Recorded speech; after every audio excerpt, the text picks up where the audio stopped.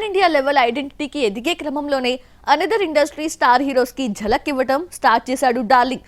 బాలీవుడ్ ఖాన్స్ త్రయంలో ఇద్దరైన కండల వీరుడు కింగ్ ఖాన్ కి తన సత్తా ఏంటో చూపించిన rebel star next Kollywood biggest hero Thalapathy Vijay తో ఢీకొట్టబోతున్నాడు.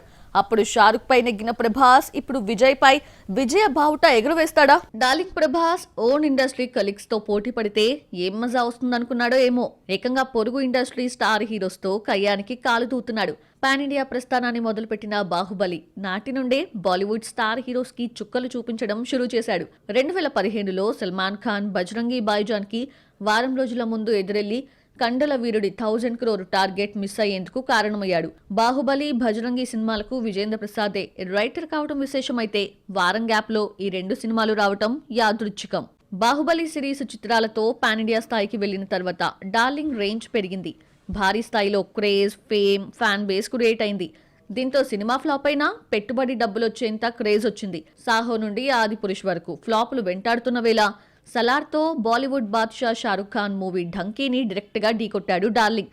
2023 చివరిలో జరిగిన ఈ బాక్సాఫీస్ వార్ ని దేశమంతా నార్త్ సౌత్ ఇష్యూగా చూసింది.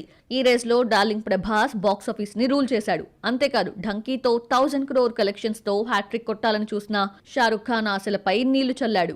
ఈసారి ప్రభాస్ వచ్చే 2026లో సౌత్ ఇండస్ట్రీలోని మరో స్టార్ హీరోని టార్గెట్ చేస్తున్నాడు.